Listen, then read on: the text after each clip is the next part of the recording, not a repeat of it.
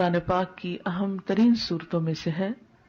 اسے ہر جمعہ پڑھنے کی تاکید ہے. جو شخص اسے ہر جمعہ کے روز پڑھے اس کے بارے میں نبی صلی اللہ علیہ وسلم نے فرمایا کہ جو جمعہ کے دن اس کی تلاوت کرے گا تو آئندہ جمعے تک اس کے لیے ایک خاص نور کی روشنی رہے گی، یعنی اللہ تعالیٰ اسے اپنی طرف سے ایک خاص روشنی عطا کریں گے. اسی طرح اس کی ابتدائی 10 آیات اور آخری 10 آیات کی فضیلت احادیث میں بیان ہوئی ہے کہ جو ان کو یاد کرے گا اور پڑھے گا وہ فتنہ دجال سے محفوظ رہے گا. تو اس کے لیے ہم یہ کر سکتے ہیں کہ ابتدائی 10 آیات کو بھی زبانی یاد کر لیا جائے اور آخری کو بھی. تو دن کی کسی نماز میں اگر ان کو پڑھ لیا جائے تو اس طرح انشاءاللہ وہ فضیلت جو اس کی حاصل ہو سکتی ہے وہ ہو جائے گی.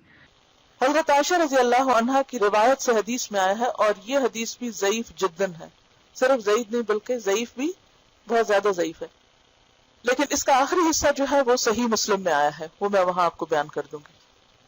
رسول اللہ صلی اللہ علیہ وسلم نے فرمایا، کیا میں تمہیں ایسی صورت نہ بتاؤں جس کی عظمت نے زمین و آسمان کو بھر دیا ہے، اور اس کے لکھنے والے کے لیے بھی اتنا ہی اجر ہے، اور جو اس کو جمعہ کے دن پڑھے تو اس جمعہ سے لے کر جمعہ تک یعنی اگلے جمعہ تک اور 3 دن کے زیادہ بھی گناہ بخش دیے جاتے ہیں.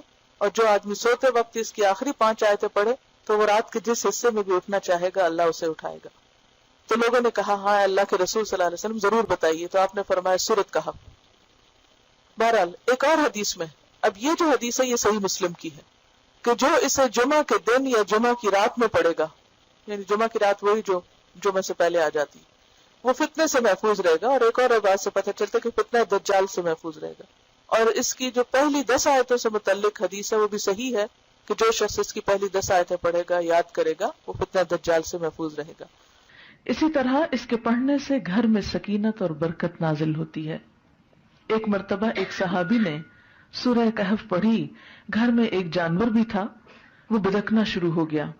انہوں نے غور سے دیکھا کہ کیا بات ہے، یعنی میں قرآن پڑھ رہا ہوں اور قرآن پڑھنے سے تو ظاہر ہے سکون نازل ہوتا ہے، یہ جانور کو کیا ہو گیا جو اچھل کود کر رہا ہے.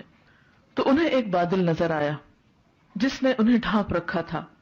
صحابی نے اس واقعے کا ذکر حضور اکرم صلی اللہ علیہ وسلم سے کیا تو آپ صلی اللہ علیہ وسلم نے فرمایا، اسے پڑھا کرو، قرآن پڑھتے وقت سکینت نازل ہوتی ہے. ہمارے گھرانوں میں سکون کیوں نہیں رہا؟ اس میں بہت سی وجوہات میں سے ایک وجہ یہ بھی ہے کہ میوزک کی آوازیں تو دن رات بلند ہوتی ہیں لیکن قرآن کی تلاوت کی آواز کم ہی سنائی دیتی ہے.